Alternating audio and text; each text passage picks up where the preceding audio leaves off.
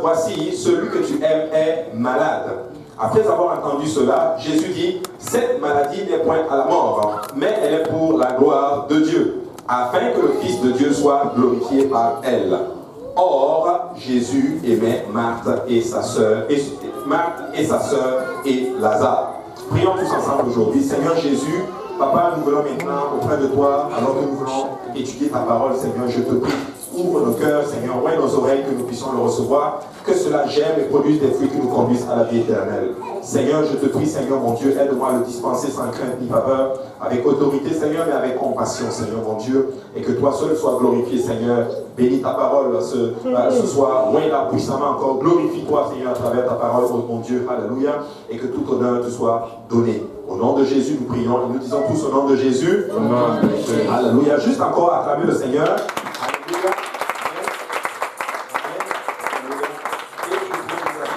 Dans la présence du Seigneur aujourd'hui. Aujourd'hui, nous allons parler de la mort de la promesse. Quel titre assez bizarre. La mort de la promesse. Et quelqu'un dise la mort de la promesse. Alléluia. Et nous allons parler de quelque chose et je crois que le Seigneur va nous parler aujourd'hui. Amen. Voilà. Alors Jésus avait fait une promesse. Et le passage que nous avons lu, je pense que beaucoup d'entre vous, vous l'avez déjà vu, vous l'avez déjà lu, vous l'avez déjà probablement étudié. Mais ce passage, littéralement, Jésus avait fait une promesse. Et Jésus disait de cette maladie, on le voit à partir du verset 4 de Jean chapitre 11, cette maladie n'est point à la mort, mais les choses ont mal tourné. Il dit que cette maladie n'est point à la mort, mais Lazare est mort. C'est quand même assez spécial. Et là, les choses ont mal tourné et Lazare est mort. Et Jésus n'est pas arrivé à l'heure. Maintenant, j'aimerais dire à quelqu'un, et nous on l'a déjà dit, le Seigneur n'est pas à l'heure. Le Seigneur est fidèle. Amen. Le Seigneur n'est pas à l'heure, il est fidèle. Il me regarde. Oui, le Seigneur est fidèle. Maintenant, regardez ce que la Bible dit dans Proverbe chapitre 13, verset 12. La Bible dit, un espoir différé rend le cœur malade, mais un désir accompli est un arbre de vie. Un espoir différé rend le cœur malade. Est-ce que par exemple, certains d'entre vous êtes arrivés à une place où vous avez espéré quelque chose et ce n'est pas arrivé au moment où vous souhaitez l'avoir? Ainsi, le proverbe est en train de te dire qu'un espoir qui est différé, donc qui n'est pas arrivé au moment où ça doit arriver, va rendre ton cœur malade. Et ça, c'est vrai. Et je vois beaucoup de personnes, des fois, qui passent par des moments compliqués, qui attendent une réponse là, maintenant, mais vu que la réponse n'est pas arrivée au moment où ils attendaient, boum, ils sont abattus, ils sont tristes et leur cœur est malade. Mais lorsque la chose est accomplie, lorsque le désir, ce que tu souhaites, ou du moins ce que le Seigneur t'a promis, lorsque cette chose arrive, tu es un arbre de vie, tu fleuris, tu as la joie, tu n'as même pas besoin de parler. Ton corps parle pour toi, tes gestes parlent pour toi, ton sourire parle pour toi, car le Seigneur a agi. Certains d'entre vous, des fois, quand je vous vois, tu peux voir, c'est là vraiment Dieu a agi, ou celui-là, Dieu a agi. Mais d'autres personnes, tu peux voir, alléluia, Dieu n'a pas encore agi. Alléluia. Mais je rends grâce à Dieu à certaines personnes, Dieu n'a pas encore agi, mais quand tu les vois, c'est comme si Dieu a déjà agi. Alléluia. Et ça, c'est vous. Amen. Alléluia. Maintenant, le message d'aujourd'hui s'adresse à tous ceux qui sont secrètement, ou du moins qui se sentent secrètement, comme si Dieu les avait oubliés, comme si Dieu avait manqué à sa promesse, et à tous ceux-là, d'autres termes, qui arrivent à cette place et qui doutent même si Dieu va encore accomplir ce qu'il leur a dit qu'il va le faire. Amen. Et je sais qu'il y en a dans cette salle. Maintenant, il y a certaines choses que vous devez comprendre. Alléluia. C'est qu'il y a certains principes établis dans la parole de Dieu et nous devons comprendre. Sinon, nous allons être très frustrés en ce qui concerne les promesses du Seigneur. Maintenant, j'ai une question ici. Est-ce qu'il y a des gens qui attendent quelque chose de Dieu? Amen. Tout le monde doit lever sa main, même le pied, tout le monde. Amen. Nous attendons du Seigneur. Mais nous devons comprendre certains principes. Et ces principes vont nous aider à ne pas être frustrés. Premier principe que nous devons comprendre en ce qui concerne les promesses de l'Éternel, c'est que le timing de Dieu est différent de la vôtre et du mien. Amen. Le timing du Seigneur, ce n'est pas ton timing. Le timing du Seigneur est différent du mien. Jean chapitre 11, verset 6, la Bible dit, lors donc qu'il eut appris que Lazare était malade, il resta 2 jours encore dans le lieu où il était. Jésus apprend que son ami, celui qu'il aime, est malade. Maintenant, une chose que j'aimerais enseigner maintenant, c'est ceci. Est-ce que vous savez que ceux-là même que Jésus aime, des fois ils tombent aussi malades? Alléluia. Mais ça, nous ne comprenons pas ça. Mais pourtant, je suis l'élu du Seigneur. Ah, mais il est tombé malade. Et il est tombé malade. Et qu'est-ce que le Seigneur dit? La Bible dit que le Seigneur reste 1 jour encore au lieu où il était. Rappelez-vous, le Seigneur n'est pas à l'heure. Le Seigneur est fidèle. Amen. Maintenant, l'horloge de Dieu est complètement différente de notre horloge. Maintenant, ce que vous devez comprendre, c'est ceci. C'est qu'il y a 2 sortes d'horloges. Il y a l'horloge chronos, donc c'est l'heure chronologiquement régulière, c'est le temps littéralement que nous voyons aujourd'hui, en ce moment, pendant que je suis en train d'enseigner, il est 19h24. Ça c'est chronos, d'où est venu chronomètre. Amen. Mais il y a aussi un autre temps qu'on appelle en grec kairos. Donc il y a le premier en grec qui est chronos, et puis il y a l'autre qu'on appelle kairos, c'est le moment opportun de la visite, le temps convenable pour l'accomplissement de ce que le Seigneur t'a dit, ou le temps convenable pour l'accomplissement de quelque chose. Maintenant, regardez ce que le Seigneur dit dans Luc chapitre 12, à partir du verset 56, la Bible dit ceci, hypocrite, vous savez discerner l'aspect de la terre et du ciel. Comment ne discernez-vous pas ce temps-ci? Jésus dit ceci, les gens sont hypocrites. Il parlait aux pharisiens, vous êtes hypocrites. Pourquoi? Parce que vous savez discerner l'aspect de la terre et du ciel. Maintenant, vous ne pouvez pas discerner littéralement le temps dans lequel vous êtes. Ils ont reçu la visite du Seigneur Jésus. Jésus est en train de marcher et Jésus est en train de faire des miracles.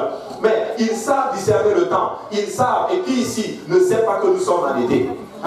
Celui qui me dit que nous sommes en hiver, probablement que tu n'es pas normal, en d'autres termes. Tu sais que nous sommes en été. Maintenant, Jésus est en train de dire, vous savez discerner le temps, mais vous n'êtes pas capable de discerner le temps-ci. En fait, le temps que je suis en ce moment avec vous, c'était un moment crucial, c'était un moment extraordinaire, mais ils étaient aveugles, ils n'étaient pas capables, en d'autres termes, de discerner ce temps. Et moi, j'aimerais parler à cette belle congrégation. C'est le temps pour nous de discerner les temps dans lesquels nous sommes. Peuple de Dieu, j'ai encore une belle révélation pour vous. Je sais que ce n'est plus une révélation pour certains d'entre vous, mais je vais le redire encore une fois. Laissez-moi vous dire, nous sommes dans les derniers jours. Nous sommes dans le temps de la moisson et nous sommes en même temps dans les derniers jours. Et c'est le temps pour nous, alors que nous avons la révélation, d'obéir à la révélation. N'est-ce pas que nous avons appris ce matin que la révélation en elle seule ne sauve pas? Alléluia. La révélation en elle seule ne sauve pas. C'est l'obéissance, c'est notre décision, notre terme, par rapport à la révélation qui va apporter des résultats, d'autres termes, dans nos vies. Et Jésus a appelé les pharisiens à ce moment-là hypocrites. Est-ce que vous savez pourquoi? Parce qu'ils connaissaient le temps dans lequel ils y étaient littéralement. Parce que Jésus n'aurait pas dit hypocrite. S'il ne le savait pas, Jésus n'allait pas employer le terme hypocrite. Un hypocrite, c'est quelqu'un qui sait les choses, mais qui joue un double jeu. Tu sais que nous sommes dans les derniers jours, mais tu ne veux pas te préparer. Tu sais que nous sommes dans les derniers jours, mais tu ne veux pas faire ce que tu es censé faire pour ne pas manquer l'enlèvement. Voici pourquoi Jésus a appelé les pharisiens, ce sont des hypocrites. Maintenant, Luc chapitre 19 et 42, Jésus va beaucoup plus loin. Il dit ceci, si toi aussi, au moins en ce jour qu'il t'est donné, tu connaissais les choses qui appartiennent à ta paix, mais maintenant elles sont cachées à tes yeux. Jésus est en train de parler de Jérusalem. Il ne parle pas des personnes spécifiquement. Il parle littéralement de la nation d'Israël, de Jérusalem. Parce qu'il dit ceci au verset 42. Si toi aussi au moins ce jour, littéralement, qui t'est donné, plutôt à Jérusalem, tu connaissais les choses qui appartiennent à ta paix. Il est en train de dire de toutes ces choses, littéralement, que tu es censé savoir, vont découler en notre terme ta paix. Mais maintenant, elles te sont cachées. Tout simplement parce que tu as endurci ton cœur, tu ne vois plus ce que tu es censé voir. Beaucoup d'entre nous, nous ne voyons plus littéralement ce que nous sommes censés voir. Je vous dis pourquoi. Parce que nous avons endurci nos cœurs. Au verset 43, il dit ceci. Il viendra sur toi des jours où tes ennemis t'environneront de tranchées et t'enfermeront et te serreront de toutes parts. et ils te détruiront, toi et tes enfants au milieu de toi, et ils ne laisseront pas en toi pierre sur pierre. Et regardez ceci. Pourquoi? Parce que tu n'as pas connu le temps où tu as été visité. Alléluia. Le temps où il a été visité. Le temps ici, quand tu vas regarder en grec, c'est le mot kairos, littéralement. Le temps de l'accomplissement. Le temps où tu as été visité. Écoute, tu es visité par le Seigneur. C'est le temps pour toi maintenant de vivre totalement et complètement pour le Seigneur Jésus-Christ. Je connais quelqu'un à qui je parle et à chaque fois qu'il vient dans la maison du Seigneur, Dieu ne fait que lui parler, Dieu ne fait que lui parler, Dieu ne fait que lui parler, et spécifiquement. Et je vais le voir, je lui dis, mais écoute, qu'est-ce que tu fais maintenant? Non, je ne suis pas encore prêt. Non, je ne suis pas encore prêt. Mais le Seigneur est en train de te parler. Et je lui pose la question, quand est-ce que tu penses que le Seigneur veut que tu le fasses? Il dit maintenant. J'ai dit, mais pourquoi tu ne le fais pas maintenant? Mais moi, je ne suis pas prêt. Il me dit, ok, je dis, mais toi-même, quand est-ce que tu penses que Jésus veut que tu le fasses? Jésus veut que je le fasse maintenant. Mais pourquoi tu ne le fais pas maintenant? Il sait qu'il est en train de désobéir. Il sait qu'il est en train de jouer avec le feu. Mais parce qu'il n'a pas connu le temps de sa visitation, sa porte est ouverte littéralement à ce que la destruction arrive. Peuple de Dieu, je vais dire à quelqu'un, mes frères et sœurs, nous devons savoir le temps dans lequel nous sommes. Mais le savoir ne suffit pas. Il faut prendre une décision littéralement. Et je vais dire à quelqu'un aujourd'hui, si tu n'obéis pas, la porte est ouverte littéralement à la destruction. Mais quand tu obéis, tu fermes la porte de la destruction littéralement et tu ouvres la porte de la grâce du Seigneur dans ta vie. Alléluia. Et le Seigneur dit, parce que tu n'as pas connu Jérusalem, le temps où tu as été visité, quand tu lis bien le texte, la Bible dit que le Seigneur Jésus a pleuré sur Jérusalem. Parce que tu n'as pas connu le temps où tu as été visité. C'est le temps kairos, le temps de l'accomplissement. Alléluia. Alors je vais encourager encore une personne aujourd'hui et te dire littéralement, le Seigneur est en train de te visiter, il te demande quelque chose. Et je sais, comme cette personne qui m'a répondu, tu vas répondre la même chose. Quand est-ce que le Seigneur veut que tu fasses la chose qu'il te demande de faire? Et je sais que tu vas me dire maintenant. Maintenant la question c'est pourquoi tu ne le fais pas maintenant? Alléluia. Alors c'est important. Alors si nous ne connaissons pas le temps de notre visitation, peuple de Dieu, nous avons ouvert la porte à l'ennemi littéralement de nos vies et la destruction va arriver. Mais je ne veux pas que la destruction t'arrive. Alléluia. Je vais être alléluia comme celui qui va sonner l'alarme dans ta vie jusqu'à ce que tu fermes toutes les portes. Alléluia à l'ennemi. Que tu ne donnes pas d'accès littéralement afin que lorsque la tempête va arriver, tu seras solide sur le roc. Actes chapitre 24 et verset 25, la Bible dit ceci. Mais comme Paul discourait sur la justice, sur la température et sur le jugement à venir, Paul enseignait sur les derniers jours. Paul enseignait ceci, et vous allez remarquer que nous enseignons aussi beaucoup ceci, parce que nous voulons créer quelque chose en dedans de toi qui va te pousser à prendre une décision. Je vais vous dire c'est quoi ma mission dans ta vie, c'est de te pousser à prendre une décision vers le Seigneur. Alléluia. Il faut que tu prennes une décision. Si après mes enseignements, si après toutes ces choses que je fais, tu ne prends pas de décision, bon, quelque part, je ne sais pas si j'ai failli ou si je n'ai pas failli, mais si j'ai fait mon travail pour te pousser à prendre une décision et que tu ne prends pas une décision à ce moment-là, moi j'aurais fait mon travail, mais toi tu n'aurais pas fait le chemin que tu es censé faire. Mais je vais dire à quelqu'un aujourd'hui, prends une décision et applique tout ce que tu reçois de la part du Seigneur. Alléluia. Paul discourait sur la justice, sur la température, la tempérance plutôt, et sur les jugements à venir. Félix, il parlait à Félix, effrayé, dit pour le moment, retire-toi, quand je trouverai l'occasion, je te rappellerai. Paul est en train de parler à Félix. Il a réussi à toucher son cœur. Il a réussi à l'effrayer avec la parole du Seigneur. Il a réussi à l'amener à une place où il est censé prendre une décision.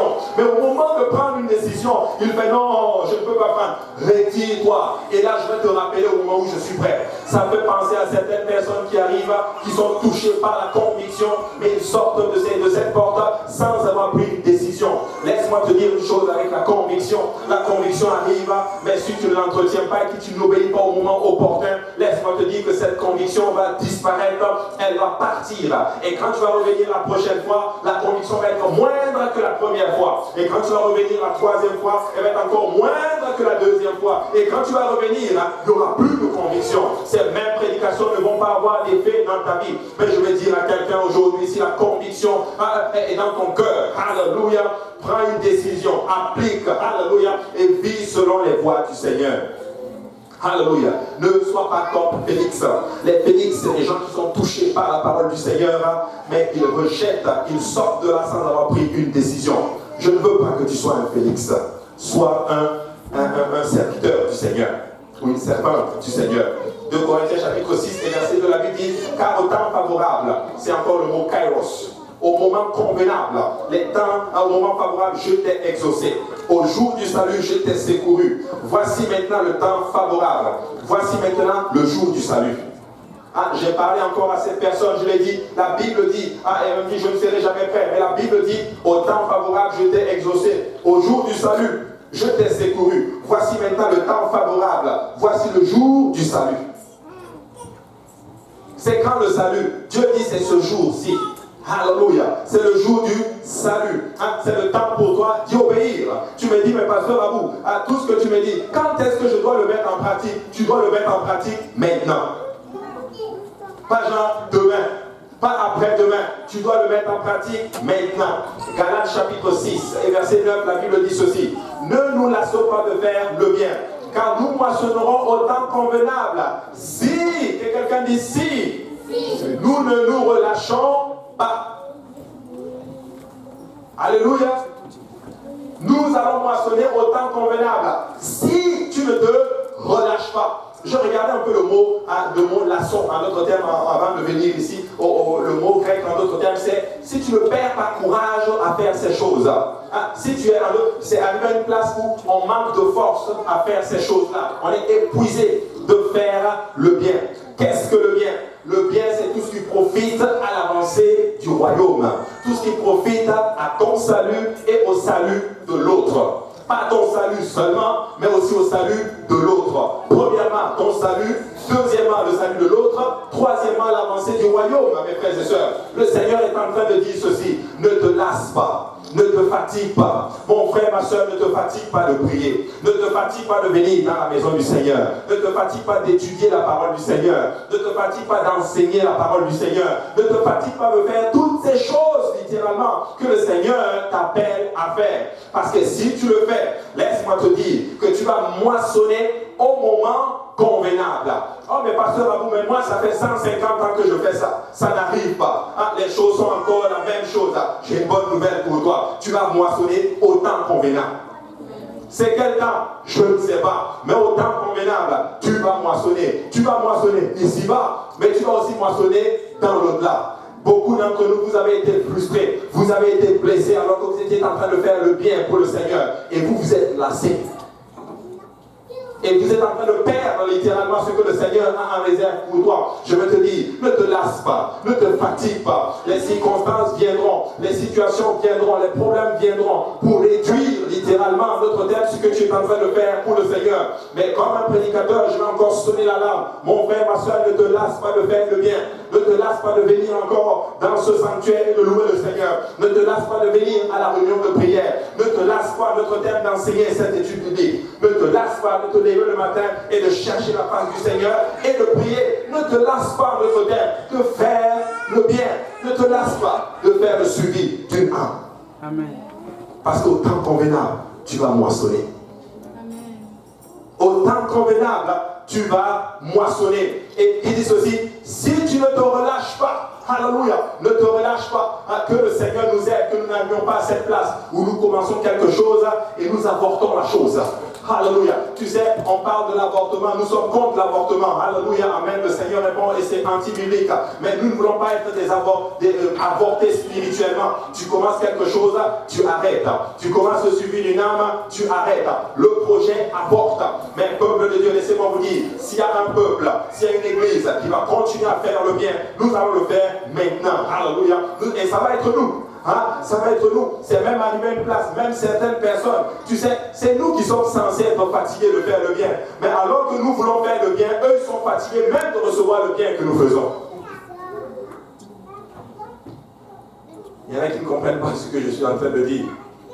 Je vais vous expliquer. Certaines personnes, ça va arriver, tu vas aller les chercher, tu vas les amener, tu vas aller les chercher, tu vas les amener, tu vas même augmenter. Tu dis, je peux aller te chercher matin, je peux aller te chercher midi, je peux aller te chercher le soir. Mais eux, ils vont être fatigués. Maintenant, même, tu veux même aller les chercher littéralement. Bon, ils ne veulent plus. Ils avortent, en d'autres termes, leur marche dans le Seigneur. Mais devine quoi? Quand les problèmes vont arriver, c'est encore vers toi qu'ils vont venir. Encore, on va aller encore te chercher. Mais si tu joues à ce jeu, c'est toi qui vas perdre ta marche dans le Seigneur.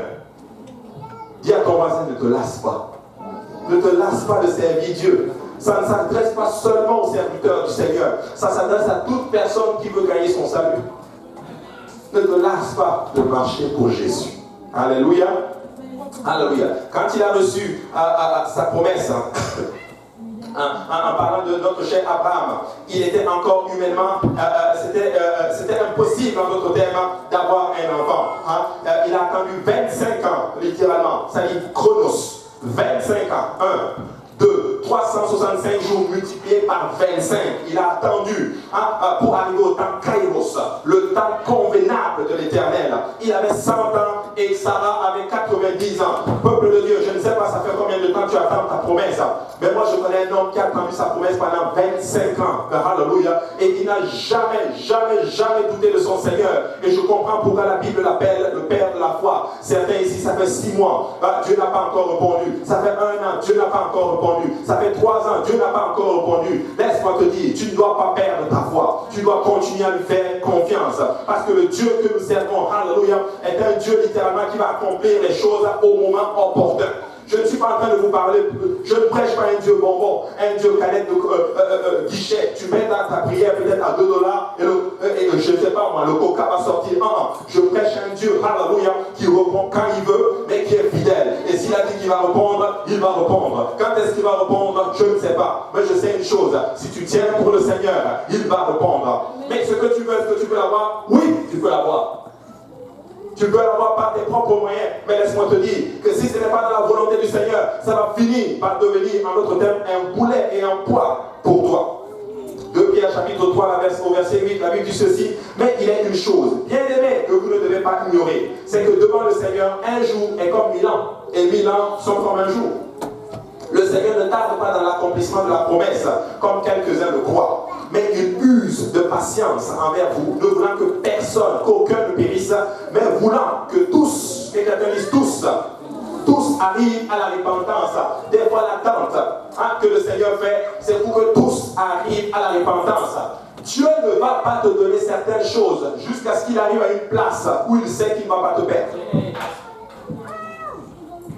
Dieu ne va pas te donner certaines choses jusqu'il arrive à une place où il sait qu'il ne va pas te perdre. Pourquoi? Parce que Dieu en premier veut sauver ton âme. Dieu est intéressé d'abord à changer ton comportement que de te sortir de ton problème. Écoutez, changez votre façon de prier. Ne prie plus que Dieu te sorte d'une situation complexe. Dieu prie que Dieu te donne l'intelligence et la sagesse nécessaires pour affronter la situation. Parce qu'à travers la promesse, les problèmes, Dieu est en train de bâtir une carapace qui t'amène à une place où tu vas brûler littéralement tes navires et tu vas arriver à une place littéralement de point de non-retour avec le Seigneur. Dis à quelqu'un, je vais arriver à une place de non-retour. Alléluia. Alléluia. Regardez, Luc chapitre 18 et 7, la Bible dit, et Dieu ne fera-t-il pas justice à ses élus qui crient à lui jour et nuit? Qu'attendra-t-il à leur égard? Je vous le dis, il leur fera promptement justice. Mais quand le Fils de l'homme viendra, trouvera-t-il de la foi sur la terre? Nous l'avons chanté, tu te lèveras, même le dernier. Jésus dit, il va l'accomplir. Toutes ces promesses, il va l'accomplir. Mais quand je reviendrai, trouverai-je de la foi sur la terre? Écoute, s'il y a quelque chose que Dieu veut, c'est ta foi. Alléluia. S'il y a quelque chose que Dieu veut que tu gardes, c'est ta foi en lui. Et Paul me dit, moi j'ai combattu le bon combat de la foi. Alléluia. Tu sais, je veux dire à quelqu'un aujourd'hui, s'il te plaît, arrive à cette place où tu appliques les prédications. N'aime pas juste les prédications. Oh, alléluia, c'était un prédicateur. Gloire à Dieu, tu as bien prêché aujourd'hui. L'onction de Dieu était sur toi. Écoutez, on n'est pas à la recherche des fans. On est à la recherche des gens qui vont appliquer la parole du Seigneur. Amen. Amen. Oui. Applique. Alléluia. Alléluia. Je n'ai pas besoin d'être connu. Et tu n'as pas besoin d'être connu. Tu as besoin d'être sauvé. Alléluia. Après tout ceci, est-ce que si la trompette sonne, nous allons monter? Oh oui. Moi j'aimerais juste être comme Jacob. Ou du moins Jacob dans le passage d'être Israël. Alléluia. Dans la métamorphose, quand il devient Israël, il dit ceci au Seigneur. Alléluia. Je ne vais pas te laisser partir tant que tu ne m'aurais pas béni. Quelqu'un doit se lever et dire ceci. Moi je ne vais pas te laisser partir tant que tu ne me sauves pas. Tu ne me donnes pas la garantie que mon âme est saine. Alléluia. Qui veut être sauvé dans ce sanctuaire? Tu veux être sauvé? Tu veux aller au ciel? Alléluia. Et nous ne voulons pas être des gens émotionnels, des gens qui sont touchés juste par les émotions. Peuple de Dieu, j'ai béni ces conférences, alléluia, où nous avons été challengés, alléluia, mais je ne veux pas arriver à une place où c'était juste des émotions, où mon émotion était excitée, j'étais content, nous avons crié, nous avons sauté, nous avons tapé le pupitre, gloire à Dieu, nos pupitres sont assez solides, alléluia, sinon depuis le temps qu'on les tape, on les même déjà cassés, alléluia, mais je suis là pour dire, si tu as tapé le pupitre, tu as sauté, tu as dansé, tes émotions ont été affectées, c'est le temps pour toi de mettre toutes ces choses maintenant en pratique, alléluia, ces prédicateurs sont venus pour toucher ton cœur, alléluia, et te pousser à prendre une décision. Alléluia. Tu dois prendre une décision. Deuxième chose que j'aimerais dire, ou du moins avant même de passer à la deuxième chose, peuple de Dieu, tenez la promesse jusqu'à ce que Dieu se synchronise avec la vôtre. Tiens la promesse jusqu'à ce que le temps de Dieu se synchronise avec ton temps. Alléluia. Et lorsque la promesse arrive, je veux dire à quelqu'un, permets jamais à la promesse, littéralement, de prendre la place du Seigneur dans ta vie. Ne deviens pas un Abraham, alléluia, au moment où quand Isaac arrive, Isaac commence à prendre la place du Seigneur dans ta vie. Tu peux être sûr d'une chose, il va te demander Isaac. Et s'il te demande Isaac et que tu n'as pas la foi d'Abraham, laisse-moi te dire que tu vas prendre Isaac et tu vas louper le Seigneur. Alléluia. Amen. Je suis en train de parler à des gens résolus à vivre pour le Seigneur. Mais je vais dire à quelqu'un, c'est le temps pour toi, littéralement. Laisse Dieu faire son œuvre. J'ai dit à quelqu'un, parle ceci, dis ceci au Seigneur. Seigneur, ce que je demande, gloire à Dieu, gloire à toi si tu me le donnes. Mais si tu ne me le donnes pas, ce n'est pas bien grave. Je vais quand même te servir. Parce que je suis là pour aller, pour te rencontrer. Vous savez, tout ce que nous voulons, c'est le Seigneur. Oui. C'est ça que je veux, c'est Jésus. Et quand tu as Jésus, tu as tout. Alléluia. Deuxième chose que nous devons savoir en ce qui concerne les principes, en ce qui concerne les promesses du Seigneur. La perspective de Dieu est différente de la tienne. Alléluia. La perspective de Dieu est différente de la mienne et de la tienne. Jean 11 et 11 dit ceci. Après ces paroles, il leur dit, Lazare, notre ami, dort, mais je vais le réveiller. Eux, ils pensent que Lazare est mort. Jésus, Lazare dort. Amen. Ce que Jésus perçoit, ce n'est pas la même chose que toi tu perçois littéralement. Oh, ça ne va pas. Waouh, j'ai perdu ça, ma tête va tomber. Oh. Écoute-moi bien. Ce que tu perds, alors que tu fais la volonté du Seigneur, laisse-moi te dire que tu es juste en train d'être dans la volonté totale et parfaite dans le Seigneur. Qu'est-ce que nous avons appris aujourd'hui? Différence entre la permission et la bénédiction. Alléluia. Ça m'a beaucoup éclairci littéralement. Moi, je n'ai pas besoin de la volonté permissive de Dieu. Je veux la volonté parfaite de Dieu. Alléluia. Tu ne veux pas la permission. Oh, vas-y. Oh, vas-y. Oh, vas-y. Alléluia. Non, je veux la volonté parfaite. Alors que Dieu me donne sa bénédiction. Que Dieu te donne sa bénédiction. Et là, tu sais, tout ce que tu veux, tu peux l'avoir. Je vous le dis, tout ce que nous voulons, nous pouvons l'avoir. Il y a certaines choses, si je le veux. Ça fait longtemps que je galère pour les avoir. Mais si je le veux, je sors là-bas. D'ici demain, je l'ai. Mais est-ce la volonté du Seigneur? Non. Notre point de vue est tellement limité par notre humanité, mes frères et sœurs. Alléluia. Nous ne pourrons pas voir l'avenir, ni même toutes les circonstances du présent. Mais Dieu n'est pas effrayé, et Dieu ne se laisse pas perplexe par nos situations. Dieu n'a pas peur de nos situations. Dieu n'a pas peur de ce qui nous arrive, littéralement. Il sait exactement ce qu'il fait et ce qu'il permet. Alléluia. Dieu sait et Dieu n'a pas peur. Ce n'est pas parce que la situation est arrivée que Dieu a peur. Non, Dieu n'a pas peur. Dieu est suffisamment grand et fort et puissant. C'est lui qui a conçu tous les principes. Et quand quelque chose arrive, c'est parce que Dieu l'a permis, littéralement. Mais je vais dire à quelqu'un, alléluia, reste dans les voies du Seigneur. N'essaie pas d'aider Dieu à accomplir ses promesses dans ta vie. Dieu n'est pas effrayé. Dieu n'a pas peur, alléluia. Dieu n'a pas peur de ce qui nous arrive. Dieu n'est pas choqué par ce qui nous arrive. En passant, Dieu n'est pas surpris par ce qui nous arrive. Dieu ne dit pas, oh, c'est ça qui t'est arrivé. Non, mais beaucoup de choses qui nous arrivent, laissez-moi vous dire, comme il a dit ce matin, ce n'est même pas le diable, ce n'est même pas littéralement, c'est pas le diable, ce n'est même pas le monde, c'est à cause des décisions que nous prenons, littéralement. Et ça, je l'ai souvent dit aussi, littéralement, bon, je l'avais pris chez lui, Joëlis, littéralement, mais beaucoup de choses qui nous arrivent, c'est dû aux décisions, littéralement, que nous prenons. Peuple de Dieu, faisons encore attention aux décisions, littéralement, que nous prenons. C'est très, très, très, très important. Amen. Mettons tout de notre part, que nous avons fait ce que nous devons faire pour prendre une décision. Job, en un jour, toute sa vie s'est écoulée, son bétail, ses enfants et ses biens lui ont été enlevés, puis sa santé, et même l'amour de sa femme lui dit, maudit Dieu et meurt. Maudit Dieu et meurt. Il perd tout, littéralement. Mon frère, ma soeur, j'ai une question pour toi. Si ce soir, tu perdais tout ce que tu as mis du temps à partir, littéralement, que vas-tu faire? Lorsque les fondements, le psalmiste déclare, sont ébranlés, que ferait le juste?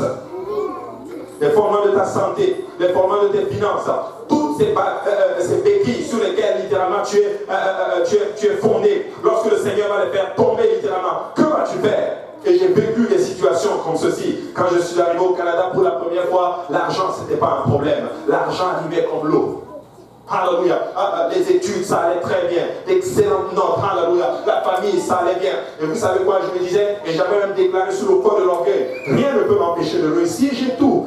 Je suis intelligent, je suis en bonne santé, j'ai l'argent, j'ai tout, j'ai les avantages. Savez-vous ce que Dieu va faire? Dieu va commencer à faire tomber toutes ces béquilles, littéralement.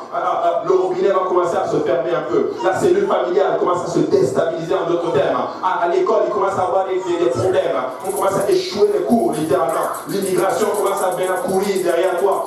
Tes amis commencent, en d'autres termes, à te faire des coups bas, littéralement. Et les choses deviennent noires devant toi. Et à ce moment-ci, que vas-tu faire, mon frère, ma soeur, lorsque les fondements sont ébranlés? Mais le psalmiste dit, oh, alléluia. Lorsque les fondements sont ébranlés, je m'appuie sur l'Éternel des armées. Alléluia. Mais je vais dire à quelqu'un, n'attends même pas d'arriver à cette place-là où les fondements sont ébranlés. Appuie-toi sur l'Éternel. Alléluia. Ne compte jamais sur tes capacités physiques, financières et même spirituelles. Je vais même aller plus loin. Ce n'est pas parce que tu pries que Dieu te protège. Ce n'est pas parce que tu jeûnes que Dieu te protège. Moi, je ne compte pas sur ma vie de prière, crois que j'en ai une. Je ne compte pas sur ma vie de jeûne, crois que j'en ai une. Mais je compte sur le Seigneur Jésus. Alléluia. Parce que c'est lui mon rocher. Amen. Alléluia. Il est le rocher. Appuie-toi sur le Seigneur. Job a tout perdu. Mais Job ne pouvait pas voir que Dieu était en train de l'éprouver. Lorsque ces choses arrivent, des fois tu ne vois pas ce que Dieu est en train de faire. Mais s'il y a une chose que tu peux dire, alléluia, c'est Seigneur, fais ton œuvre à travers moi, que ma vie soit un exemple. Alléluia. Écoutez ces prédicateurs que vous voyez lorsqu'ils viennent dans le Seigneur. Vous pensez qu'ils sont riches, qu'ils ont les iPads dernier cri, les téléphones dernier cri, de beaux chaussures, de beaux costumes. Laissez-moi vous dire qu'ils sont éprouvés par la parole du Seigneur. Tout ce qu'ils disent, c'est parce qu'ils l'ont vécu. Quand tu arrives dans une situation littéralement ou dans une maison, tu n'as qu'un oignon, et qu'on t'appelle te dire que ton enfant a la leucémie littéralement, toutes ces choses que nous prêchons littéralement, certaines personnes l'ont déjà vécu. Mais je vais vous dire, alléluia, s'ils sont arrivés à cette place, c'est parce qu'ils sont arrivés à une place où j'ai été métamorphosé par la parole du Seigneur. Écoutez, vous devez être transformés par la parole de Dieu. Écoutez, l'appel de Acte 2, 38, la repentance, baptême au nom de Jésus, rempli du Saint-Esprit, ce n'est juste que le détail, mais il y a une vie après, alléluia, une vie de sanctification, une vie où tu vas être éprouvé, où les problèmes vont arriver, où tu vas faire des choix pour le Seigneur, où tu vas dire littéralement, j'abandonne un travail pour Jésus-Christ, j'abandonne une amitié pour le Seigneur Jésus-Christ, j'abandonne telle chose pour le Seigneur Jésus-Christ. C'est le temps pour toi de prendre une décision, et une décision pour le Seigneur. Job a tout perdu, mais il était l'auteur de cette phrase. Même si l'Éternel me tue, je lui ferai quand même confiance. La révélation coûte cher. Alléluia. Ça coûte très cher. Dieu Dieu l'éprouvait littéralement. Dieu n'était pas en train de le punir. Dieu était en train de l'amener à une phase où il serait complètement métamorphosé. Un papillon, avant de sortir littéralement de sa coquille, littéralement, il éclate la coquille, il se métamorphose et il prend son envol. Tu dois prendre ton envol. Tout comme nous aimons littéralement prouver une voiture ou du moins un jouet, même prouver littéralement les compétences de nos enfants. Certains parents se lèvent fiers de monter sur ce pupitre et dire oh, mon enfant, des fois il joue bien à la batterie, alléluia. Certains vont filmer l'enfant, ils vont le mettre sur YouTube. Ah, mon enfant, regarde, il prêche la parole du Seigneur. Oh, une dame m'a envoyé littéralement une vidéo sur WhatsApp. Son enfant était en train de danser, littéralement danser sous l'adoration du Seigneur. Gloire à Dieu, j'ai écrit, béni soit le nom du Seigneur. Et puis elle était heureuse. Tout comme nous aimons le faire. Dieu aussi aime littéralement vanter les mérites de ses enfants. Dieu voulait vanter les mérites de Job. Satan, tu veux un Job littéralement ici, alléluia, il m'adore, pas parce que je l'ai béni. Ah non, c'est parce que tu l'as béni. Écoute-moi, je vais te démontrer que quelqu'un peut m'adorer. Pas à cause de parce que je l'ai béni, alléluia, mais il m'adore parce qu'il m'aime, alléluia. Job a tout perdu, mais Job est resté intègre. Écoutez, tu dois être intègre par rapport à la parole de Dieu. Alléluia. Psaume chapitre 73 et verset 2. La Bible dit, toutefois mon pied allait fléchir, mais pas été sur le point de glisser, car je portais envie aux insensés en voyant le bonheur des méchants. Il dit ceci, ça c'est le psaume 73, Asaph est en train de parler. Il voit le bonheur des méchants. Il voit que les gens autour de lui qui ne servent pas Dieu sont en train de prospérer. J'ai une belle révélation pour vous. Même les gens qui ne servent pas Dieu prospèrent matériellement. Mais ça ne veut pas dire que tu dois les suivre. Ça ne veut pas dire que tu dois te laisser affecter littéralement par leurs bénédictions. C'est des bénédictions temporaires. Toi, tu n'es pas à la recherche des bénédictions temporaires. Alors que tu vis pour le Seigneur, tu es en train de t'amasser des trésors au ciel. Écoutez, enfant de Dieu, écoute-moi bien. C'est le temps pour toi d'arrêter de regarder le monde et de regarder au Seigneur Jésus-Christ. Alléluia. C'est le temps pour toi d'être résolu complètement, de dire que moi, je vais servir le Seigneur. Que peu importe ce qui arrive, moi, je vais servir le Seigneur. Alléluia. C'est le temps pour toi de changer un peu ton discours. Oh, mais je cherche cette chose. Écoute, c'est de la boue, ceci. Cherche Dieu, ces choses vont te suivre. Alléluia. Regarde cela comme de la boue. Écoute, Dieu le donne. En passant, certains ici, littéralement, beaucoup de choses que vous n'avez même pas prié pour. Bravo. Mais il vous le donne littéralement. Et cela autant convenable. La Bible dit qu'il fait toutes choses belles en son temps. Alléluia. Il dit ceci, je portais envie je portais envie aux insensés en voyant le bonheur des méchants. Mais au verset 16, Asaph déclare ceci, quand j'ai réfléchi là-dessus pour m'éclairer, la difficulté fut grande à mes yeux, jusqu'à ce que j'eusse pénétré dans le sanctuaire de Dieu et que j'eusse pris garde au sort final des méchants. Waouh! Jusqu'à ce que je entre en moi-même. Que je mais c'est vrai, voici le sort des méchants. Et quelqu'un a oublié un peu le sort des méchants. Et tu es en train de suivre aveuglement, littéralement. Et lève-toi, ouvre un peu les yeux, littéralement. Et marche dans les voies du Seigneur. Si tu es en train d'aller dans ce voie-là, please, choisis la vie. Je vais dire à quelqu'un, choisis la vie. Prends une décision et vis pour le Seigneur. Oui, prends une décision.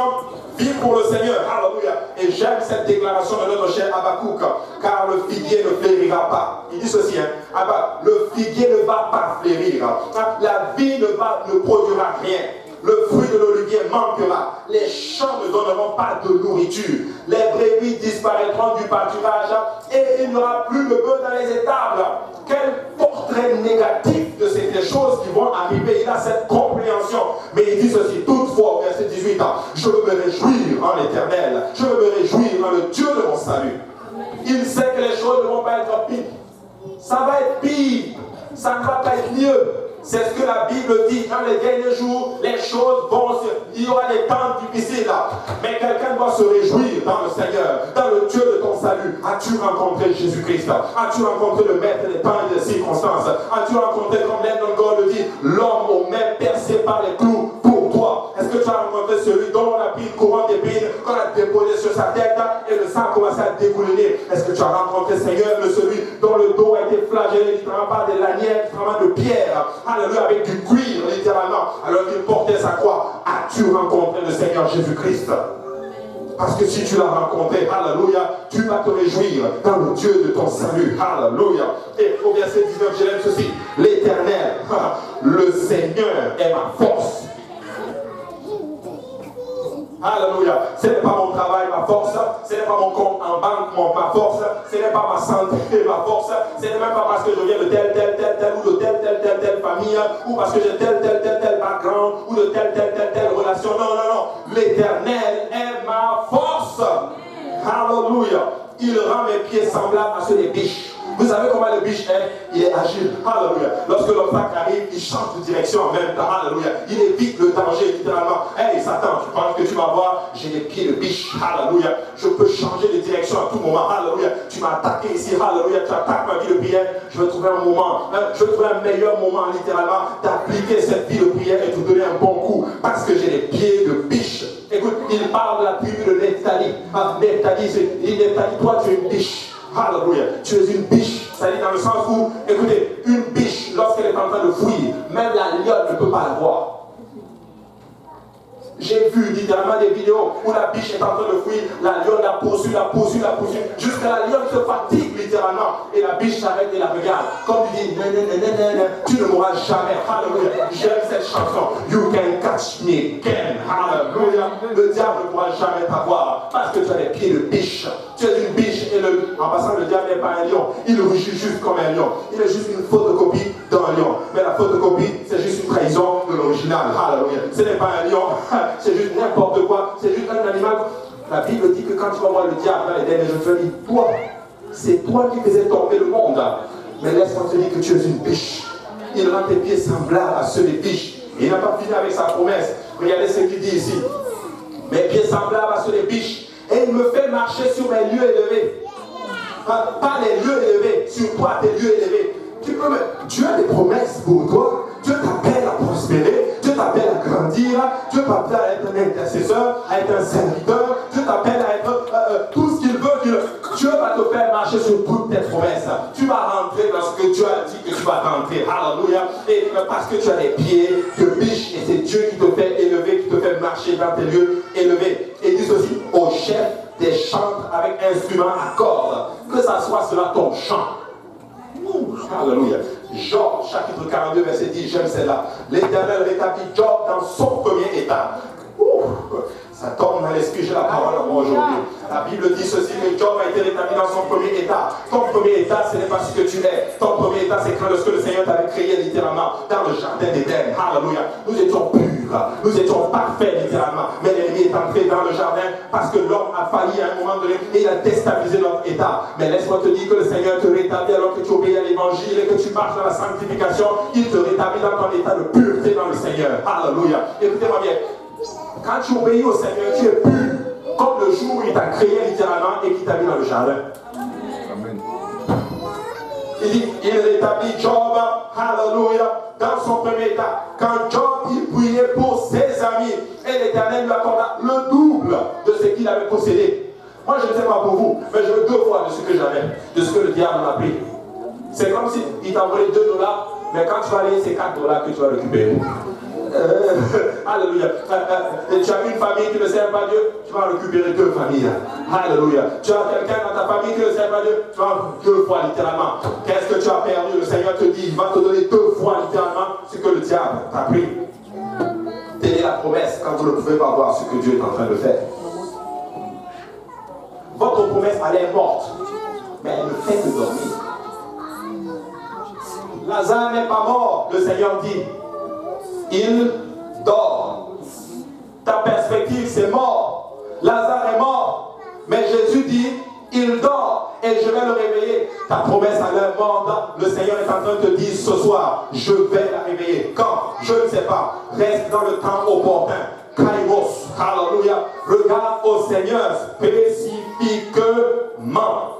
Tu sais la méthode de Dieu. 3e point que vous voulez savoir en ce qui concerne les promesses. La méthode de Dieu est différente de tes méthodes. Comment Dieu fait pour accomplir la promesse? C'est différent de ce que toi tu imagines. Dieu doit l'accomplir comme ça. Dieu ne va pas venir comme ça. Non, ça vient comme Dieu le dit. Jean chapitre 11 et 31, la Bible dit, Jésus dit, ôtez la pierre. Marthe, la sœur du mort, lui dit, Seigneur, il sent déjà, car il y a 4 jours qu'il est là. Eux, ils pensaient que non, Jésus a juste allé arriver, taf, taf, taf, le mort arrive. Non, écoute, la méthode du Seigneur, ce n'est pas ta méthode. Ah, la sœur, je vais faire le témoignage, je me permets, je me lance, alléluia, je sens que je suis sous l'onction du Seigneur aujourd'hui. Alléluia, comme toujours d'ailleurs. Alléluia. C'est possibilité qui nous prend. Je glisse au nom de Jésus. Alléluia. Mais je suis sous l'onction du Saint-Esprit. Alléluia. Ah, la sœur ici, elle attendait son passeport. On a tout fait. On a dit on va appeler ceci, on va faire ça, on va utiliser les relations du pays pour avoir le passeport. Écoutez, rien de tout ça n'a marché. On connaissait quelqu'un qui connaissait l'ambassadeur ou quoi.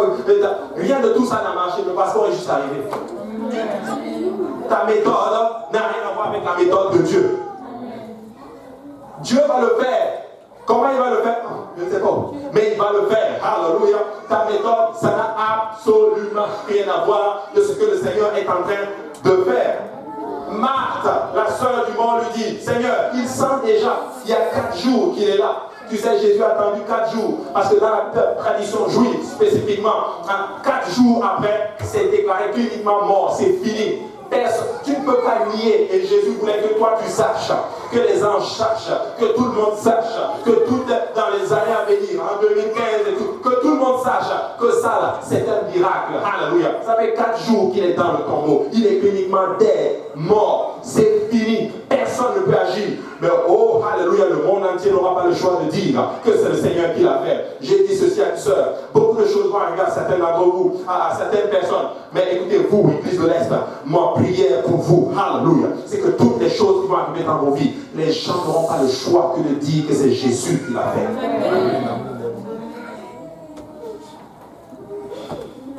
Alléluia. Je ne veux pas que les choses arrivent comme pour tout le monde. Les gens n'auront pas le choix de dire que non, ça là c'est Dieu. La façon dont il s'est marié là c'est Dieu. La façon dont il a eu ça là c'est Dieu. La façon dont il a eu les enfants c'est Dieu. La façon dont il se travaille c'est Dieu. Et la façon dont il va être sauvé, oh, non, c'est juste Dieu seulement. Tout c'est Dieu, c'est Dieu, c'est Dieu. Nous sommes juste les gens de Jésus, Jésus, Jésus. Quand on regarde ta vie, regarde c'est Jésus. Regarde, même sa façon de marcher c'est Jésus. Même sa façon, c'est Jésus. Même sa façon dont il est sorti du monde c'est Jésus. C'est Jésus. Son fils c'est Jésus. Sa tête c'est Jésus. Ses habits c'est Jésus. Sa cravate c'est Jésus. Sa façon de parler c'est Jésus. C'est tout, c'est Jésus. Il va attendre 4 jours et tout le monde saura que c'est lui. Voilà pourquoi tes choses ne fonctionnent pas comme pour les gens. Amen. Parce que Dieu t'a choisi. Tu es un Lazare ou une Lazare. Dieu va ressusciter ta promesse. Alléluia. Amen. Verset 44. Et le mort sortit les pieds et les mains liés de bandes et le visage enveloppé d'un linge. Alléluia. Jésus leur dit, déliez-le et laissez-le aller. Dans presque toutes les situations de la vie, si nous avions une préférence, nous ferions des choses complètement différentes de celles de Dieu. Nous rendrions des choses beaucoup plus faciles. Ou du moins, c'est ce que nous pensons. Je vais vous dire voici ce que j'ai appris avec la nature humaine. La nature humaine aime la facilité. Il faut que ça soit facile. Amen. Quelqu'un va être d'accord avec moi. On aime la facilité. On n'aime pas quand c'est quelque chose où tu dois te battre pour l'avoir. Spirituellement, bien sûr. On veut les raccourcis pour que ça arrive. Mais tu ne veux pas appuyer les genoux littéralement et prier jusqu'à ce que ça arrive. Tu ne veux pas te arriver à cette place où tu dis, je vais jeûner pour chercher la face du Seigneur. Qu'est-ce que tu es en train de faire dans ma vie littéralement? Et le prédicateur l'a dit, alléluia, certaines choses vont arriver. Mais Dieu veut que tu payes le prix. Dieu veut que tu payes le prix. Dieu veut que tu payes le prix. Alléluia. Certaines choses, littéralement, Dieu veut que nous payions le prix afin que tu réalises l'importance de la chose que tu as. Ceux qui ne réalisent pas l'importance des choses qu'ils ont, ils finissent par la faire. Oui. Nous, il y a certaines choses que Dieu fait pour nous, mais il y a beaucoup de choses qu'il veut que nous fassons nous-mêmes afin que nous puissions grandir. Jésus pouvait arriver à une place et par la puissance de sa parole, que le mur, la pierre qui était justement sur cette porte explose. Mais il dit, vous, ôtez la pierre. Certaines choses, tu vas devoir l'ôter toi-même. Pas le pasteur, pas ton frère, pas ta soeur, mais toi-même. Tu vas juste te lever et vous allez allez vous mettre ensemble et vous allez ôter la pierre pour que Lazare sorte. Écoutez-moi bien, certains des miracles qui vont devoir arriver, ce que nous allons devoir à un moment donné mettre un effort, alléluia, produire un effort et ôter cette pierre. Mais nous voulons que tout se fasse. On s'assoit, alléluia, et tout arrive sur un beau plateau. Frère, en ce qui concerne les promesses de l'Éternel, ça ne fonctionne pas comme ça. Tu vas devoir faire quelque chose.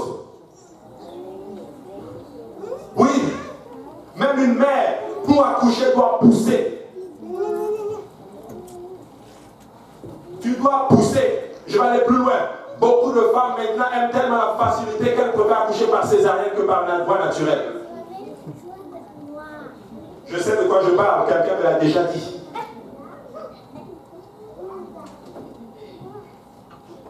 Pousse ton bébé, mon ami. Pousse ton bébé, ma soeur. Pousse, pousse. Moi là, ce que je veux faire, c'est t'encourager. Alléluia. Pousse le bébé. Alléluia. Pousse le bébé. Souffle un peu. Alléluia. Pousse encore. Pousse encore. Pousse encore. Parce que tu dois enfanter ce que le Seigneur a en réserve pour toi. Pousse. Pousse. Je suis comme une chasse-femme. Homme, sage, homme. Homme, sage. C'est que vous connaissez là. Alléluia. Mais hey, pousse encore ton bébé. Alléluia. Pousse encore ton bébé. Qu'est-ce que tu dois enfanter? Est-ce que tu vas enfanter le salut de tes parents? Hey, tu vas pousser un peu. Alléluia. Est-ce que tu as perdu un peu ta vie de prière? C'est mort, c'est même dans le tombeau littéralement. Alléluia. Pendant 4 jours, ça fait longtemps que tu nous as même pas servi le Seigneur. Tu n'arrives plus à lire ta Bible. Alléluia. C'est arrivé une place, c'est devenu de la routine pour toi de venir dans la maison du Seigneur. Tu dors. Alléluia. Les choses ne fonctionnent pas. Hey, pousse ton bébé et ressuscite ce que tu as perdu. Amen. Amen. Alléluia. Ah, et je vais demander à ceux-là qui ont une promesse. Lève-toi un peu, secoue-toi juste un peu. Alléluia. On va juste appliquer ce qu'on a appris hier. Alléluia. Ah, soyons juste un peu chauds pour ne pas être endormi. Mais laisse-moi te dire que tu dois pousser. Hey, je vois des gens enceintes ici. Écoutez, même les hommes spirituellement peuvent être enceintes. La seule cas où c'est possible d'être enceinte pour un homme ou pour une femme, c'est spirituellement. Tu es enceinte aujourd'hui. Alléluia. Et certains d'entre vous avez des triplés. Vous avez des jumeaux. Vous avez des quadruplés. Vous avez des quintuplés. Vous avez des huitplés, des sept, des peu. Je sais pas, je ne sais plus. Mais certains d'entre vous, quelqu'un doit pousser son bébé. Alléluia. Et il y a des coachs ici. Alléluia. Tu es enceinte, en même temps tu es coach pour quelqu'un d'autre. Pendant que tu pousses, tu es en train d'encourager l'autre à pousser. À pousser. Et si on poussait ensemble, maman, alléluia. Poussons encore ensemble, alléluia. Et je parle prophétiquement sur l'église de l'Est, alléluia. Tu es enceinte, église de l'Est, alléluia. C'est le temps pour toi de pousser parce que Dieu a un réveil pour toi, alléluia.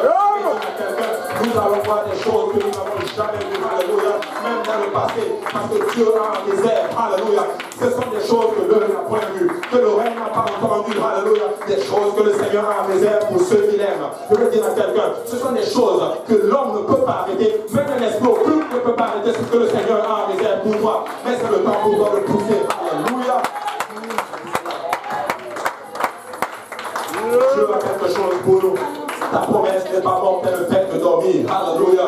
Tu as besoin de tes frères et de tes sœurs. Voici pourquoi alléluia, je priais, le Seigneur me mettait à cœur dans ce jour. J'ai eu l'impression que je vais la préparer. Écoutez, je voulais enseigner en d'autres thèmes sur les conflits internes qui font littéralement que nous perdons beaucoup de choses. Alléluia. Écoute, je n'ai jamais vu, alléluia, une femme enceinte en même temps en train d'accoucher, en train de se quereller littéralement avec quelqu'un d'autre. En train d'accoucher, ou en train de se quereller littéralement avec sa sage-femme. Mais je veux dire à toi, alléluia, vite les querelles, alléluia. Et vite toutes ces choses, on n'a plus le temps pour ça. Mais tu dois pousser quelque chose parce que le Seigneur a fait alléluia. Je n'ai pas. Alléluia. Alléluia. Écoutez-moi bien, alléluia. Le spirituel est une réalité, alléluia. Le spirituel, c'est qui toutes ces choses que nous recevons, moi je les prends, je les mange, alléluia. Écoutez-moi bien. Je vais dire à quelqu'un aujourd'hui, toi tu penses, tu es trop limité. Tu es trop limité. Mais Dieu a un regard extraordinaire. Tu as un regard sur les multitudes. Toi, tu penses juste à une petite vie. Je ne sais pas si pour toi c'est juste avoir juste un mari, avoir des enfants, ou avoir une femme, avoir des enfants, ta petite voiture, ta petite maison. Alléluia, le Seigneur. Moi, tu penses que tu as réussi. Nous, Église de l'Est, ensemble, vous ici, nous ne sommes pas comme ça. Nous sommes en train de voir un réveil mondial. Alléluia. Des cinquantaines de Saint-Esprit, des soixantaines de personnes qui reçoivent le don du Saint-Esprit. Je ne sais pas comment les nations sont représentées ici. Des centaines d'entre vous allez rentrer dans le pays. Vous allez prier, Dieu va faire de grandes choses. Si c'est ça ton aspiration, non. Il y a des gens qui aspirent à plus. Alléluia. Quand je regarde juste une famille, ta petite famille qui est sauvée, moi je regarde à des multitudes de familles qui sont en train d'être sauvées dans le nom de Jésus-Christ. Alléluia. Dieu a de grandes choses. Alléluia. Dieu veut littéralement que nous fassions certaines choses nous-mêmes. Parfois, des luttes sont excès. C'est vraiment ce dont nous avons besoin littéralement dans notre vie pour pouvoir sortir. Et si Dieu nous permet de traverser certaines situations dans nos vies, certains obstacles littéralement, c'est parce qu'il veut nous amener à une place littéralement où nous réalisons notre thème, ce que nous voulons réellement. Qu'est-ce que tu veux littéralement? Et il a dit ce matin, il veut le redire encore. La répétition est pédagogique. Laisse-moi te dire quelque chose, mon frère, ma soeur. Il n'y a rien qui est gratuit. Tout se paye. Tu payes un prix pour avoir quelque chose littéralement. Tu dois travailler littéralement. Je vais faire certaines choses pour toi. Toi aussi tu vas faire certaines choses. Mais si tu vas atteindre ton objectif et ton but littéralement, tu vas devoir produire un effort. Alléluia. Tu sais, nous ne serions pas aussi forts que ce que nous pourrions être si nous ne passons pas par certaines situations que le Seigneur veut que nous passions. Le Seigneur aurait pu les amener littéralement dans la terre promise directement. Mais il les a fait passer littéralement par les géants. Certes, 40 ans, littéralement de désert, de combat. Certes, le temps était long. Mais laissez-moi vous dire, ils sont entrés dans la terre promise. Ils étaient le peuple de Dieu. Ils sont entrés totalement dans toutes les promesses que le Seigneur avait en réserve pour chacun d'eux. Alléluia. La Bible dit dans Ésaïe chapitre 61, verset 3, la Bible dit ceci. Pour accorder aux affligés de Sion, pour leur donner un diadème au lieu de la cendre, une huile de joie au lieu du deuil, un vêtement de louange au lieu d'un esprit abattu. Voici ce que Dieu veut te donner. Un esprit de louange au lieu d'un esprit abattu. Un manteau de louange au lieu d'un manteau juste de dépression, littéralement, et de deuil. Dieu n'est pas dans les affaires où il te voit justement déprimé. Dieu veut t'amener à une place, littéralement, où ce qui remplit ta bouche, c'est des louanges. Dieu veut t'amener à une place, littéralement, où ton esprit n'est plus abattu, littéralement, par les circonstances. Peuple de Dieu, c'est le temps pour nous, alléluia, de tourner les circonstances à notre avantage. C'est le temps pour nous de changer les choses. Et il a dit, tourne la situation. Le 6, c'est le chiffre de l'homme, littéralement le chiffre du diable, qui est le 666. Mais il dit ceci, tourne-le, ça devient 9, le chiffre de l'accomplissement. Ça veut dire que tu vas mettre fin à certaines choses qui ne sont pas dans la gloire du Seigneur dans ta vie. Peuple de Dieu, écoutez-moi bien. C'est le temps pour toi de tourner les choses, littéralement. Change les choses. Change un peu ta façon de parler. Change un peu ta façon de voir les choses. Change un peu ta façon de fonctionner spécifiquement. S'il te plaît, prends juste une décision, littéralement, de dire je vais faire ce que Dieu m'appelle à faire. Prends une décision. Il dit ceci, une huile de joie au lieu du deuil, un vêtement de louange au lieu d'un esprit abattu, afin qu'on les appelle des térébènes de la justice, une plantation de l'Éternel pour servir à sa gloire. Écoutez, nous servons pour la gloire du Seigneur, pas pour ta gloire personnelle. Alléluia. Écoutez, Seigneur, aide-nous à vaincre nos gloires personnelles que nous recherchons. Juste des belles gloires. Toute la gloire appartient à Dieu. Alléluia. Tout honneur appartient à Dieu. C'est lui le Seigneur de gloire. Ce n'est pas ton peuple, ce ne sont pas tes âmes, c'est les âmes de Jésus. Il a payé un prix fort pour l'avoir. Il a donné son sang. Alléluia. La Bible dit qu'il a porté la croix. Alléluia. C'est toi qui l'avais en vue. Même Jésus sait que pour l'avoir, il faut qu'il paye un prix. Toi, tu dois spécifiquement comprendre ces choses, que tu dois payer un prix. Alléluia. Pour servir à sa gloire. Écoute, et pour servir à sa gloire, la gloire va nous revenir. Mais il partage son autorité avec toi. Il t'a donné une force, une puissance. Tu es rempli de l'esprit. Alléluia. La Bible dit que celui qui est rempli de l'esprit, il va vaincre le monde.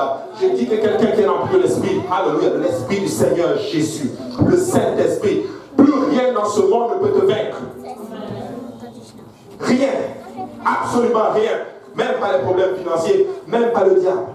Même pas les démons. Je parlais avec ma femme, Tous ceux qui servent Dieu ont une longue vie. Je ne sais pas pour vous, mais de toute cette année 2018, je ne suis pas tombé malade. Amen. Il y a certains frères dont je vois ici, des sœurs, ils ne sont jamais tombés malades. Je ne dis pas que les serviteurs de Dieu ne tombent pas malades, non. Mais je dis une chose, quand tu sers Dieu, il le dit lui-même, il va te donner une longue vie quand tu le sers. Je prolongerai tes jours.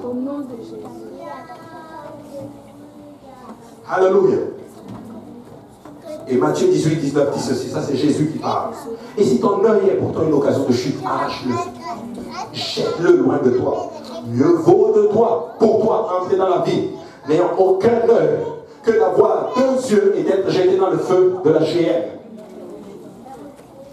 Coupe et jette. Tu as peur de quoi? Tu as peur de conserver? Ça va te tuer. Toute chose qui ne te fait pas grandir va finir par te tuer. Tout ce qui ne te fait pas grandir va finir par te tuer. Et si ce ne sont pas des choses spirituelles, littéralement, qui t'entretiennent, laisse-moi te dire que ça va prendre de la place, ça va grandir en toi et ça va finir par te tuer. Mais je déclare dans le nom de Jésus, alléluia, je vois une conviction en sérieux. Ce n'est pas juste une conviction juste pour amuser la galerie, littéralement pour dire que nous avons eu un bon service le 21 juillet 2019, alléluia, au service du soir. C'est un moment où nous allons prendre une décision, qu'à partir d'aujourd'hui, alléluia, nous sommes métamorphosés pour le Seigneur. Nous sommes métamorphosés pour prendre notre envol, comme le papillon se métamorphose et entre littéralement dans sa plénitude. Alléluia. David a été moins roi par Samuel. Mais au lieu de se diriger vers le trône, il a passé les années suivantes en tant que fugitif du roi actuel d'Israël. Plusieurs fois, il a eu la chance de prendre en main les choses. Mais il a laissé Dieu accomplir la promesse par sa volonté et par sa méthode. David a eu l'occasion de le faire. Écoutez, ils auraient pu prendre Jéricho eux-mêmes. J'ai lu les commentaires. En fait, j'ai lu la Bible, je ne l'avais jamais vue. Mais quand j'ai lu le commentaire, ça a éclairé mon esprit. La Bible dit spécifiquement dans le livre des Juges que Jéricho tremblait à la vue littéralement parce qu'ils ont entendu ce que Jéhovah l'Éternel avait fait pour le peuple d'Israël. Les gens avaient peur, Jéricho avait peur d'Israël. Ils auraient pu prendre cette ville par eux-mêmes. Mais le Seigneur dit, on va le faire à ma méthode. Vous allez marcher, alléluia, autour de la ville. Vous allez marcher, vous n'allez rien dire. Vous allez juste, continuez à marcher pour le Seigneur. Continuez à venir dans la maison du Seigneur. Continuez à prier pour cette chose, alléluia. Ils disent que si tu fais la même chose tout le temps, n'espère pas avoir des résultats. Mais écoute-moi bien, tu fais la même chose dans le spirituel, tu pries tout le temps, il y aura du changement. Amen. Alléluia. David le dit, en Samuel 24 et 10, David dit à Saül, pourquoi écoutes-tu les propos des gens qui disent, voici David cherche ton malheur. Tu vois maintenant de tes propres yeux que l'Éternel t'avait livré aujourd'hui. Entre mes mains, dans la caverne, on m'a excité à te tuer, mais je t'ai épargné. Et j'ai dit, je ne porterai pas la main sur mon Seigneur, car il est loin de l'Éternel. David a eu l'occasion de prendre le dessus. Il a eu l'occasion de prendre le trône d'Israël par ses propres forces. Mais David a dit, cette situation, c'est Dieu qui va me le donner. Alléluia. Et je l'ai dit ceci, si écoute, si tu me donnes quelque chose et que Dieu n'est pas dedans, je n'en veux pas. Je veux la bénédiction et non la perdition.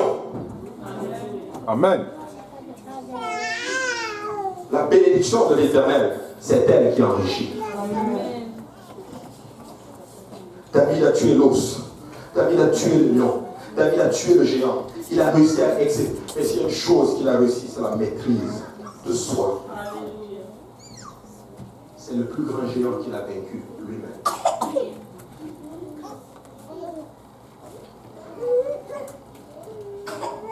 Ce que tu veux est la maîtrise de ce que tu veux. Maîtrise-toi. Maîtrise-toi. Ce n'est pas parce que les autres l'ont que toi tu dois l'avoir. Parce que ça doit arriver maintenant. Le temps de Dieu est meilleur. La méthode de Dieu est souvent plus dure, mais elle donne toujours des meilleurs résultats. Elle empêchait David de devenir un autre Saül. On ne veut plus de salut. On ne veut plus des gens égoïstes, imbus d'eux-mêmes, des gens charnels littéralement, qui n'aiment pas la présence du Seigneur. Nous voulons des David. Des gens qui sont prêts littéralement à laisser Dieu les transformer. Alléluia. La qualité, c'est des gens, alléluia, c'est des chrétiens. Ils sont comme Christ. Alléluia. Ils aiment Dieu littéralement plus que les choses de ce monde. Alléluia. Ils veulent ce que Dieu a pour eux parce que ce que le monde a en réserve. Ils ne veulent pas de compromis. Ils ne vont pas faire un échange avec le diable. Ils ne vont pas dire, ah, donne-moi un peu de ce ça. Ah, je veux juste goûter un peu. Écoutez-moi bien. Tu peux aller voir un sorcier et il va te donner un semblant de ce que tu recherches. Ah, mais moi je vais attendre du Seigneur. Alléluia. J'attendrai de l'Éternel. Et peu importe, même si tout l'enfer entier se déchaîne contre moi, Dieu est de mon côté. Et si Dieu est pour nous, qui sera contre nous? Et Dieu est pour toi, mon frère, ma soeur. Fais pas de compromis. Je chantais le parler des gens qui aiment le Seigneur. Dieu veut, littéralement. Nous devons lui faire confiance. Tu ne veux pas être un Saül. Écoute, à la fin de la vie de Saül, c'est rempli d'idolâtrie et de charnel, de charnalité. Je ne sais pas si c'est ce même dit. Il est allé voir, écoutez, quand il prend le pouvoir, il donne une loi, Saül, pour interdire tous ceux qui vont aller pour consulter littéralement des idoles, des sorcières.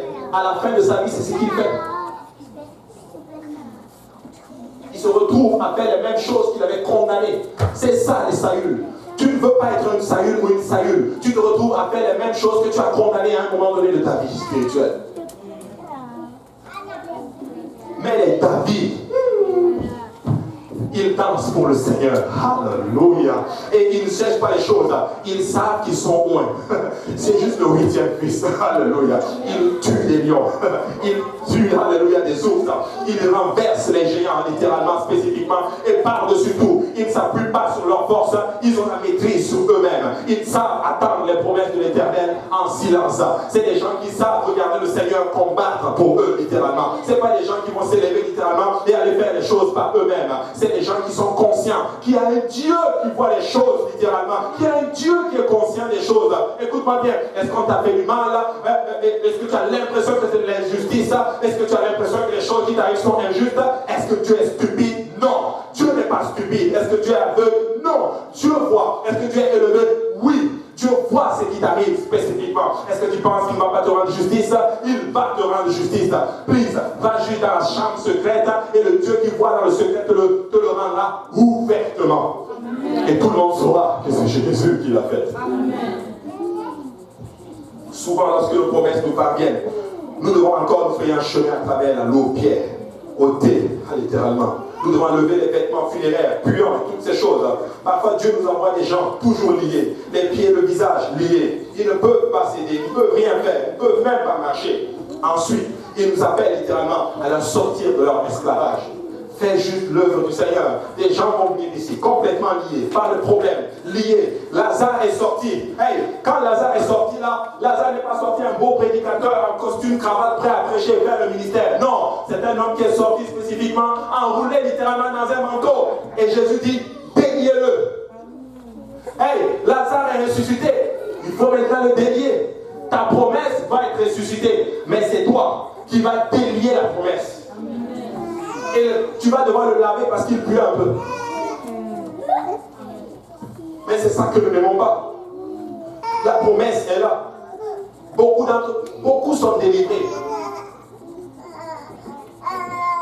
Beaucoup ont la conviction. Qui sait, certains même vont retourner dans leur péché après ce service. Tu n'as pas délié Lazare. Délie-le. Il nous appelle à le sortir de leur esclavage. Ils sont ressuscités. Certains vont venir ici. Il faut travailler avec les gens par lesquels, écoutez, certains d'entre vous, c'est en travaillant, en enseignant, en priant, en creusant dans vos vies et en installant des fondations que vous êtes ce que vous êtes. Vous n'étiez pas comme ça quand vous étiez arrivés. Certaines choses, vous ne les comprenez pas. Certains principes, vous ne les appliquez pas. Mais tout simplement parce que la promesse, lorsqu'elle est sortie, lorsqu'elle a été ressuscitée, il y a des gens qui l'ont déliée. On a enlevé en d'autres termes le foulard. On a lavé, on l'a habillé, on l'a enseigné. Et tu es devenu ce que tu es. Toi, tu dois aussi le faire pour quelqu'un d'autre. Le réveil a un prix, mes frères et sœurs. Tout a un prix. Alléluia. Voir tes enfants sauvés, ça a un prix. J'ai posé la question au prédicateur. Comment tu as fait que tous tes 3 enfants servent le Seigneur. Moi, j'en ai 4. Qu'est-ce que je dois faire pour qu'ils servent le Seigneur? Qu'est-ce que je dois faire pour rester dans les voies du Seigneur? Qu'est-ce qui est difficile, toi, dans ton ministère? Et je vais dire à quelqu'un aujourd'hui, je ne sais pas si tu as des enfants, mais tu veux qu'ils soient tous sauvés. Vous regardez ces prédicateurs, leurs enfants servent le Seigneur, vous regardez certaines choses arrivent, ils payent un prix. Ils payent un prix.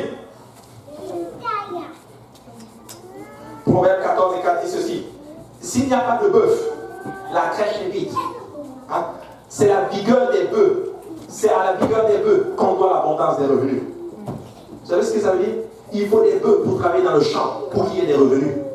Le réveil a un prix. Il faut travailler. Oui, est-ce que ce que je dis est vrai ou faux? Vrai. Les sentiments de Dieu sont les mêmes que nous. Jésus la voyant pleurer, Jean 11, 33, j'ai vraiment fini.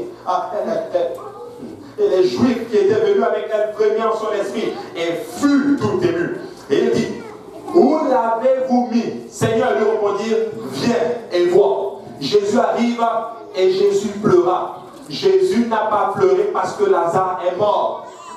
Il allait le ressusciter dénoué. C'est le plus court verset dans la Bible. Jésus a pleuré en voyant l'incrédulité des gens. C'est parce que tu ne crois pas, ça fait pleurer Jésus. Hein? Tu sais pourquoi je sais que tu ne crois pas? Parce que tu n'appliques pas ce que la Bible dit. Ne me dis pas juste que tu crois. Parce que si tu crois, tu vas appliquer. Mais si tu me dis que je crois et que tu n'appliques pas, tu ne crois pas. Dans la Bible, croire, ça va avec faire. Dans la Bible, quand tu ne fais pas spécifiquement, tu ne crois pas. C'est ça la Bible. Viens, Jésus pleure. Il ne croit pas. J'ai fait des miracles. Il avait ressuscité des gens avant. Mais les gens ne croyaient toujours pas. On a vu des gens restaurés ici dans la maison du Seigneur. Mais je vois des personnes qui pleurent toujours. Plusieurs fois, j'ai dit à certaines personnes, Seigneur le Seigneur, venez dans la maison du Seigneur autant que vous pouvez. Les mêmes situations reviennent. J'ai envie de leur dire, mais écoute, que veux-tu que je fasse?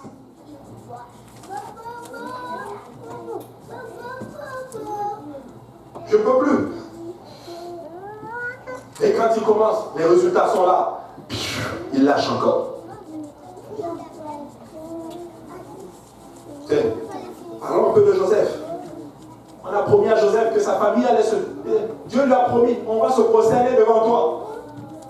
Au lieu de cela, il a passé 15 ans en prison.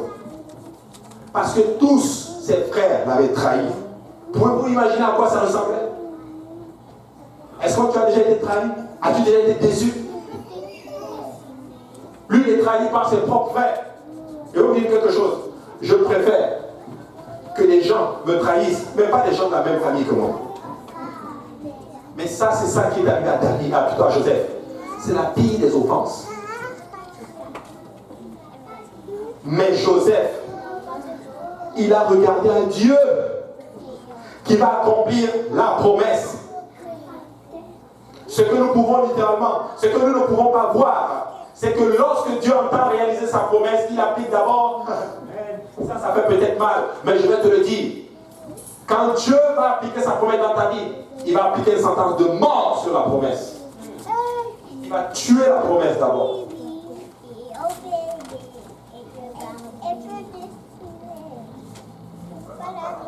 Voilà. Il va tuer la promesse d'abord. Et c'est ça que nous n'aimons pas. Une sentence de mort. Et cette promesse est sur tous les moyens par lesquels elle peut être accomplie. Amen. Amen. Et c'est ça qui est arrivé avec Abraham. C'est ça qui est arrivé avec Job. C'est ça qui est arrivé avec David. C'est ça qui est arrivé avec Joseph. Et de vive voix, c'est ça qui va arriver avec toi si ce n'est pas encore arrivé. C'est ça qui va arriver. Dieu va mener la situation à une place où l'homme ne peut plus intervenir. Où toi tu ne peux plus intervenir, plus rien. Que vas-tu faire? La seule chose qui nous soutient dans nos problèmes, c'est tout simplement de savoir que Dieu est avec nous. Dieu est avec nous. Et il va. Et c'est ça que tu dois comprendre. Avant de monter, ce sont les dernières promesses qu'il a laissées. Allez, faites de toutes les nations des disciples. Baptisez-les, enseignez-leur. Au nom du Père, Fils et Saint-Esprit, nous savons son nom. Et voici, je suis avec vous tous les jours. Dieu est trop sage pour se tromper. Levons-nous tous ensemble. Dieu est trop sage pour se tromper. Dieu est trop bon pour être méchant. Quand tu ne comprends pas littéralement, quand tu ne vois pas son plan, please, vaut mieux même ne rien dire que de dire un mot qui serait complètement déplacé. Vaut mieux rester tranquille. Vaut mieux être couché devant le Seigneur, à rien dire, et juste attendre du Seigneur. La Bible dit qu'il compatit. Frère, ce que vous recherchez, Jésus l'a dit, le Fils de l'homme n'a même pas un toit où poser sa tête. Jésus n'avait pas de maison. Il squattait. Il n'avait même pas d'argent pour payer les taxes. Mais il y avait un poisson qui avait été programmé dès les fondations même, alléluia, des temps, qu'il y aurait une pièce dans son ventre spécifiquement qui va payer les taxes. Tu penses qu'il y a un problème, hein? La solution est quelque part. Dieu est juste en train de travailler en toi. Nous n'avons pas un Hébreu 4, car nous n'avons pas un souverain sacrificateur qui ne puisse pas compatir à nos faiblesses. Au contraire, il a été tenté comme nous, en toutes choses, sans commettre de péché. Approchons-nous donc avec assurance du trône de la grâce, afin d'obtenir miséricorde et de trouver grâce pour être secourus dans nos besoins. Matthieu 28, 19. Et enseignez-leur à observer tout ce que je vous ai prescrit. Et voici, je suis avec vous tous les jours jusqu'à la fin du monde. Les paroles de Josué, lorsqu'ils sont rentrés dans la terre promise, c'était ceci. Voici, Josué 23, 14. Je m'en vais maintenant par le chemin de toute la terre. Reconnaissez de tout votre cœur et de toute votre âme qu'aucune de toutes les bonnes paroles prononcées sur vous par l'Éternel votre Dieu n'est restée sans effet. Toutes se sont accomplies pour vous. Aucune n'est restée sans effet. 2 Timothée 2, 13. Et si nous sommes infidèles, il demeure fidèle car il ne peut se régner lui-même. Dieu n'est pas l'heure. Dieu est fidèle. Il ne peut pas se régner. Il reste fidèle. Fidèle. Et je vais finir avec ceci. On va lire un verset et puis je vais vous montrer quelque chose. Lamentation 3, 21. Voici ce que je vais repasser en mon cœur. Ce qui me donnera de l'espérance. Les bontés de l'Éternel ne sont pas épuisées. Ses compassions ne sont pas à leur terme. Elles se renouvellent chaque matin. Oh, que ta fidélité est grande. Dieu est fidèle. Si tu n'as pas encore ce que tu as, ça ne va pas empêcher Dieu, littéralement, de te garder. Certains d'entre vous n'avez pas ce que vous avez. Mais est-ce que ça vous a tué? Non. Avez-vous des vêtements? Oui. Avez-vous de quoi manger? Oui. Est-ce que vos enfants sont dehors? Non. C'est triste à dire. Certaines personnes, Dieu va les bénir, bénir, bénir. Mais Dieu, que Dieu ne répond pas à une chose, ils oublient tout ce que Dieu a fait pour eux. C'est ingrat. Qui ici que Dieu n'a jamais béni? Change un peu les choses. Montre-moi la prochaine image. Prends une gomme. La dernière. S'il vous plaît. L'autre image. Est-ce que tu peux juste changer le IM un peu? Comme cette partie. Tout est possible. Tout est possible. Dieu est fidèle. Dieu est bon. Dieu n'a pas répondu encore à toutes les promesses qu'il m'a faites. Mais jamais je serai un Dieu aussi bon comme Jésus. Et plus jamais je ne peux pas l'abandonner, mes frères et sœurs. S'il vous plaît, prends juste une décision aujourd'hui. Si Si tu es là aujourd'hui, tu n'as jamais obéi à l'évangile. On te parle, on te dit, obéis seulement. Prends une décision.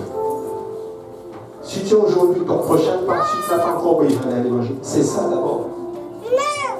J'ai rencontré quelqu'un qui me dit, ça n'a même pas encore obéi à l'évangile. Comment tu sais que Dieu te parle? Je dis, Dieu me parle de telle manière. J'ai l'impression que Dieu ne veut pas que je fasse telle profession. Je dis, oublie ça. Tu penses que Dieu est intéressé à ta profession en ce moment?